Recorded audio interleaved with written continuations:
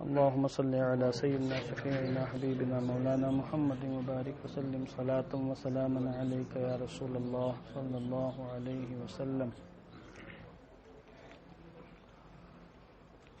سورہ آل عمران کی تفسیر جاری ہے اور بحمد اللہ تعالی 157 آیت کریمہ کی تفسیر مکمل ہو چکی ہے۔ چوتھا پارہ ہے۔ اب آگے دیکھیے آپ، آج نصف پارہ ہو جائے گا، نصف اول مکمل ہوگا چوتھے پارے کا۔ اعوذ باللہ من الشیطان الرجیم وَلَئِن مُتُّمْ أَوْ قُتِلْتُمْ لَإِلَى اللَّهِ تُحْشَرُونَ، اور اگر تم مر گئے یا مار دیے گئے تو یقیناً اللہ کی بارگاہ میں تمہیں جمع کیا جائے گا، اللہ کی بارگاہ میں تمہارا حشر ہوگا اور اللہ کی بارگاہ میں تم جمع ہوگے۔ اس سے پہلے فرمایا کہ اگر تم مار دیے گئے راہ خدا میں یا مر گئے تو تمہارے لیے اللہ کی مغفرت ہے اور رحمت ہے، اور یہ مغفرت اور رحمت اس سے بہتر ہے جسے وہ لوگ جمع کر رہے ہیں، یہ بیان کیا گیا۔ یہاں پر عبدیت کے 3 مقام کو بیان کیا گیا ہے۔ بندہ مومن اللہ کی بندگی کرتا ہے یا تو جہنم کے ڈر سے کہ عذاب الہی سے بچ جاؤں، جہنم سے بچ جاؤں، یا یہ کہ وہ حصول جنت کے لیے وہ بندگی کرتا ہے، یا وہ عشق کی ایسے مقام پر فائز ہوتا ہے کہ فنا فی اللہ ہوتا ہے، اللہ ہی کے حصول کے لیے وہ اللہ کی عبادت کرتا ہے کہ اللہ تجھ سے ملاقات ہو جائے اور تو مجھے مل جائے، سمجھے آپ؟ تو وہ مقام عبدیت میں سے بہت اونچا مقام ہے۔ حضرت علامہ مفتی نعیم الدین صاحب قبلہ صدر الفاضل علی الرحمہ نے ان تینوں مقام کو بیان فرمایا ہے اور کہا ہے کہ اللہ نے ان دونوں آیت کریمہ میں ان تینوں مقامات کو بیان کر دیا ہے۔ جو لوگ عذاب الہی سے ڈر کی بنیاد پر، جہنم کے عذاب سے ڈرنے کی بنیاد پر عبدیت کا اظہار کرتے ہیں، عبادت کرتے ہیں، تو ان کے لیے ہے فرمایا لمغفرۃ من اللہ، کہ جو لوگ عبادت کرتے ہوئے مر جائیں، جہاد کرتے ہوئے، تو ان کے لیے اللہ کی مغفرت ہے، جہنم میں نہیں جائیں گے وہ۔ اور جو لوگ حصول نعم جنت کی نعمتوں کو حاصل کرنے کے لیے بندگی کرتے ہیں تو ان کے لیے فرمایا ورحمتن، ان کے لیے رحمت ہے، رحمت جنت کا ایک نام ہے۔ اور جو لوگ خالص اللہ کے لیے عبادت کرتے ہیں ان کے لیے فرمایا لَإِلَى اللَّهِ تُحْشَرُونَ، کہ تم یقیناً اللہ کی بارگاہ میں جمع کیے جاؤ گے۔ حشر یحشر کا معنی جمع کرنا ہوتا ہے، اسی سے محشر بنا ہے، اجتماع گاہ جہاں لوگوں کو جمع کیا جائے، میدان محشر۔ فَبِمَا رَحْمَةٍ مِّنَ اللَّهِ لِنْتَ لَهُمْ، تو اللہ کی بے پایا رحمت کی وجہ سے ہی آپ ان کے لیے نرم دل واقع ہوئے، صحابہ کے لیے۔ اب یہاں حضور کی تربیت فرمائی اور حضور کا مقام اور عظمت بیان فرمایا اللہ نے کہ غزوہ احد میں اتنا سب کچھ ہونے کے باوجود کہ میدان چھوڑ کر صحابہ چلے گئے اور اس درجے سے نیچے اتر آئے، نافرمانی بھی کی، پھر نتیجہ یہ ہوا کہ مسلمان شہید بھی کیے گئے، مال غنیمت جو ملا تھا وہ بھی چلا گیا، اور پورے عرب میں لوگوں نے طرح طرح کی باتیں بنائیں۔ یہ ساری باتیں ہونے کے باوجود اللہ نے نرم دلی، شفقت، محبت کا مظاہرہ فرمایا، اور اللہ نے مزید فرمایا کہ محبوب آپ ان سے مکمل طریقے سے درگزر فرما دیجئے، میں نے معاف فرما دیا، آپ بھی اپنی لطف و کرم کا مظاہرہ فرماتے ہوئے انہیں معاف فرما دیجئے۔ تو یہاں حضور کی شان رحمت، شان شفقت، شان رواداری کو بیان فرمایا گیا ہے۔ جس طرح حضور اپنی تمام شانوں میں بے نظیر بے مثال ہیں، شان شفقت و رحمت میں بھی حضور بے نظیر بے مثال ہیں۔ اس کی بہت سی مثالیں آپ کتب تفاسیر کے اندر، کتب سیرت کے اندر پڑھ سکتے ہیں۔ تو اللہ کی بے پایا رحمت کی وجہ سے ہی آپ لوگوں کے لیے نرم دل ہوئے۔ لانا یا لینوں کا معنی نرم ہونا، لنتا اصل میں کیا ہے؟ لنتا بولیے، یہ بیعتا کی طرح ہے۔ لنتا اصل میں کیا ہے؟ بہت کمزور، علم الصیغہ بہت کمزور ہے۔ اب لانا یا لینوں سے تو کیا ہوگا اصل میں؟ لینتا، کیا؟ لینتا۔ وَلَوْ كُنْتَ فَظًّا غَلِيظَ الْقَلْبِ، اگر آپ ترش روح، سخت دل ہوتے، آپ کے مزاج میں سختی ہوتی، ترش روئی ہوتی، آپ بد مزاج ہوتے، دل میں سختی ہوتی، لَانْفَضُّوا مِنْ حَوْلِكَ، انفضاد کا معنی ہوتا ہے بدک جانا، منتشر ہو جانا، پھیل جانا، چلے جانا۔ تو یہ آپ کے غلام آپ کے آس پاس سے بدک کر منتشر ہو جاتے، یہ جو آپ کے پاس آتے رہتے ہیں، ان کا جھرمٹ آپ کے پاس لگا رہتا ہے اور جوق در جوق یہ آپ کی بارگاہ میں آ کر بیٹھے رہتے ہیں، تو اس کی وجہ یہ کہ آپ نرم دل ہیں، محبت فرماتے ہیں، شفقت فرماتے ہیں. تو ایسی شفقت، ایسی محبت کہ اللہ رب العزت نے اس کی تعریف فرمائی. سبحان اللہ. فض کی جمع فضاز ہے، غلیظ کی جمع غلاظ ہے، قلب کی جمع قلوب ہے. جب آپ کی شان یہ ہے فاعف عنہم، پس آپ انہیں معاف فرما دیں. عفا یعفو واستغفر لہم، اور معاف فرمانے کے بعد ان کے لیے استغفار بھی کریں. حالانکہ اللہ نے معاف فرما دیا، مگر اللہ نے یہ چاہا کہ محبوب بھی استغفار کریں تاکہ ان مقدس صحابہ کا مقام معلوم ہو جن کے دل میں خلوص ہے اور جنہوں نے للہیت اور خلوص کے ساتھ جہاد کیا اور اپنی عزت و آبرو جان و مال کو راہ خدا میں قربان کرنے کی مکمل کوشش کی. وشاورہم فی الامر، اور معاملات میں ان سے مشورہ کریں. وشاورہم فی الامر اے فی کل امر، اور ہر معاملے میں آپ ان سے مشورہ طلب کیا کریں. یعنی ایسا نہ ہو کہ انہوں نے کوتاہی کی اور ان سے انجانے میں اور لاپرواہی میں، غفلت میں آپ کی معصیت ہو گئی، نافرمانی ہو گئی، تو آپ ان کو مشورے میں شریک نہ کریں. پھر ایسا نہ ہو، معاف فرما دیں، استغفار کریں اور آئندہ بھی ان کو مشوروں میں شریک رکھیں. یہ ایسے عظیم الشان صحابہ ہیں جن کے اخلاص کی گواہی اللہ نے دی ہے. تبھی تو اللہ نے فرمایا وشاورہم فی الامر. سمجھے آپ؟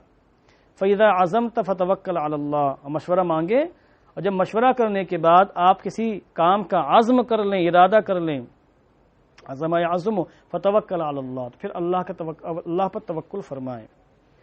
مشورہ لینے کا مطلب یہ ہے کہ کسی کی رائے دریافت کرنا کہ بھئی یہ میٹر ہے، آپ کی رائے کیا اس بارے میں.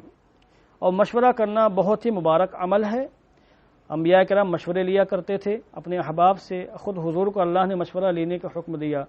اور قرآن مقدس میں مسلمانوں کی شان اللہ نے یہ بیان فرمائی وَأَمْرُهُمْ شُورَىٰ بَيْنَهُمْ، کہ مسلمانوں کا معاملہ یہ کہ آپس میں مشورہ کرتے ہیں. مسلمانوں کی شان یہ ہے کہ مشورہ کرتے ہیں. تو جب سے مشورہ کرنا لوگوں نے ترک کر دیا ہے، تب سے بڑے بڑے مسائل پیدا ہو رہے ہیں. مشورہ لینے سے راہیں کھلتی ہیں، نجات کے راستے سامنے آتے ہیں، تاریکیاں چھٹتی ہیں، انسان منزل مقصود تک پہنچتا ہے. تو مشورہ لینا چاہیے. باپ کو بیٹوں سے مشورہ کرنا چاہیے، بیٹوں کو باپ سے مشورہ کرنا چاہیے، میاں بیوی کو آپس میں ایک دوسرے سے مشورے لیتے رہنے چاہیے. تو مشورہ لینے سے راہیں کھلتی ہیں، ہموار ہوتی ہیں، بہت سے مسائل حل ہو جاتے ہیں. سب کے اذہان مختلف ہیں. کسی کے دماغ میں کچھ چل رہا ہے تو ضروری نہیں کہ کسی دوسرے کے دماغ میں بھی وہی چلتا ہو. سمجھے آپ؟ ایک چیز ہم پر واضح ہو گئی، ممکن ہے کہ آپ کے دماغ میں وہ شے اس سے زیادہ واضح ہو، تو کہیں گے بھئی آپ کا مشورہ کیا ہے. تو اس لیے اس میں چہرہ نہیں دیکھنا چاہیے. چھوٹوں کو بڑوں سے، بڑوں کو چھوٹوں سے، سب کو ایک دوسرے سے مشورے لیتے رہنا چاہیے، اور مشورہ لینے سے بڑے معاملات حل ہو جاتے ہیں.